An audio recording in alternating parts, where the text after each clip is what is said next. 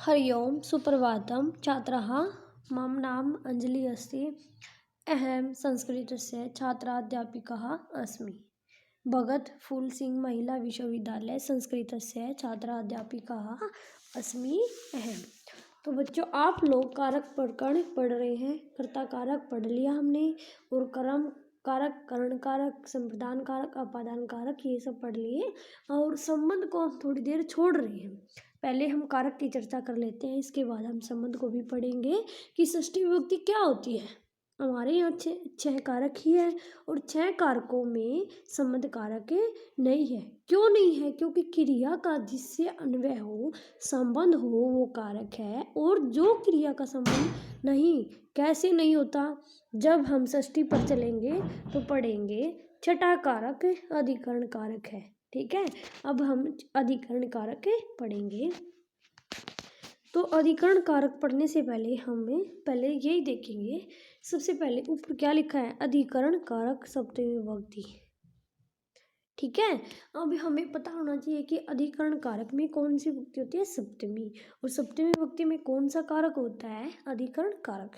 ठीक है, एग्जामिनर ऐसे भी पूछ सकता है कि अधिकरण कारक में विभक्ति कौन सी होती है, तो आप लोग बताओगे कि सप्तमी विभक्ति होती है। अब हर कारक का सिंबल बताया था आपसे, तो अधिकरण कारक का भी सिंबल है में या पर। जैसे कर्म कारक में बताया था, करण कारक में बताया था कि कर्म को या करण से या के द्वारा, ठीक है, उनका सिंबल वो था। और अधिकरण कारक का सिंबल क्या है? में या पर। अब आगे देखते हैं कि पाणिनि जी क्या बताते हैं।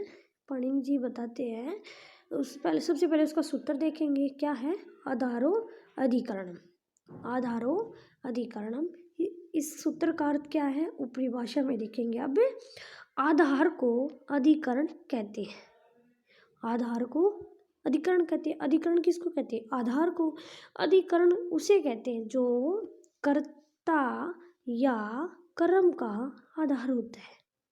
किसका आधार होता है? कर्म और कर्ता और कर्म का आधार होता है। ठीक है, अभी हमें तीन बातों का पता चला है, में या पर। ये सिंबल आधार अधिकरण, आधार को अधिकरण कहते हैं, या फिर कर्ता और कर्म को आधार होता है। कर्ता और कर्म का आधार होता है। अब आगे बताते हैं पाणिनि जी, आधार के भी भेद होते हैं। वो कौन कौन से भेद होते हैं? आधार तीन प्रकार का होता है। आधार तीन प्रकार का होता है।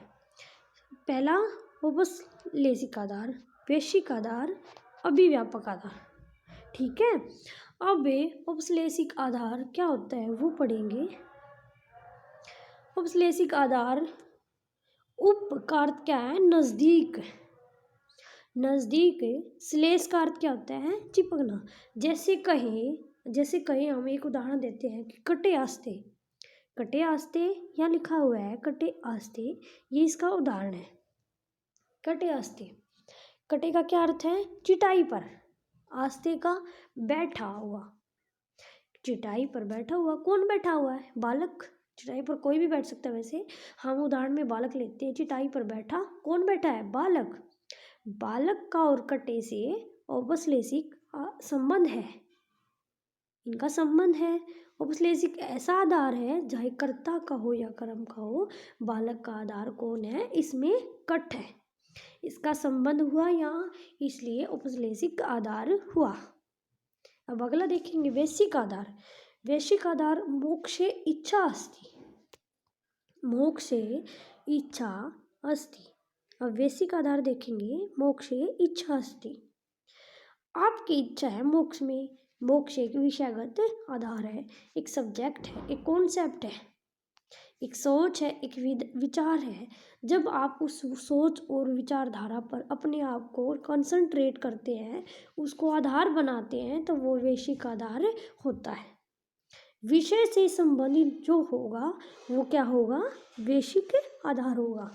तो इसमें क्या हुआ? मोक्ष इच्छास्ते, इसमें वैश्विक आधार है, ये मानसिक आधार है एक। ठीक है, अब अगला क्या पढ़ेंगे आप हमें? अभी व्यापक आधार। अभी व्यापक आधार एक ऐसा आधार है कि जो पूरी तरह से व्याप्त हो, जो पूरी तरह से व्याप्त हो। अब एक उदाहरण लेते हैं, जैसे तिलेषु तैलम। ठीक है, इसके में एक उदाहरण दिया है कि तिलों में तेल है। वो आप ऐसे देखेंगे कि इस तिल में आधा तेल है या पूरा है, ऐसे देखेंगे ना, इसमें आधा है या पूरा है या है ही नहीं, तो ऐसे देखेंगे तेल पूरे में हो या तेल अभिव्यापक है। तिल में तेल या पूरे में हो, वो तेल अभिव्यापक है। ठीक है, अब ये भी समझ आ गया, तीनों आधार पढ़ लिए। अब आगे देखेंगे दूसरा सूत्र क्या है। सप्तम में अधिकरणे च। सप्तम में अधिकरणे च। अधिकरण में सप्तमी विभक्ति होती है। सब अधिकरण में सप्तमी विभक्ति होती है।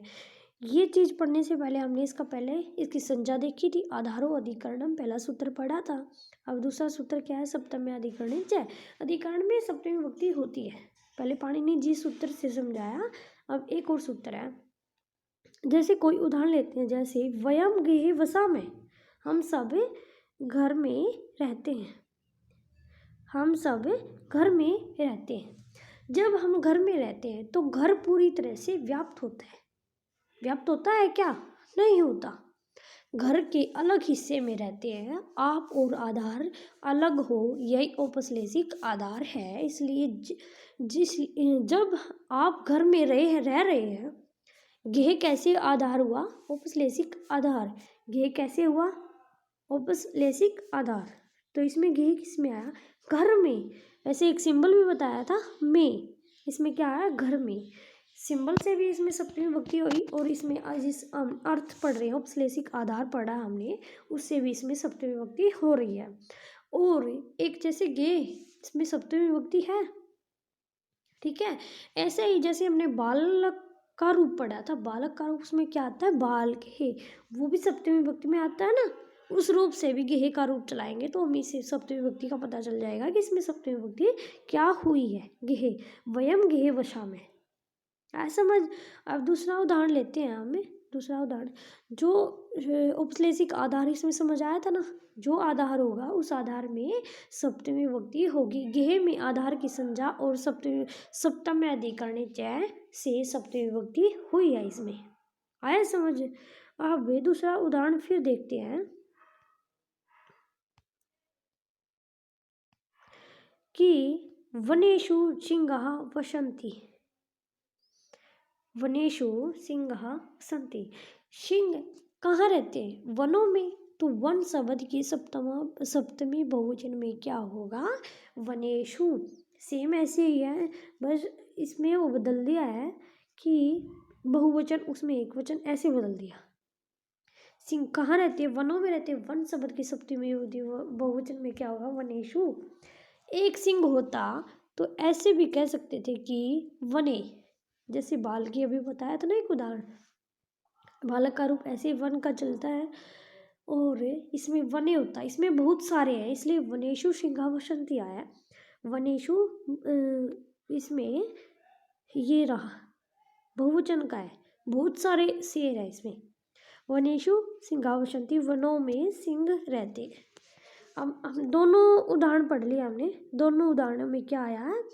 दोनों उदाहरणों में सप्तमी विभक्ति का और सिंबल का, ये सब आधार जो बताए थे, आधारों का इसमें प्रयोग हुआ है।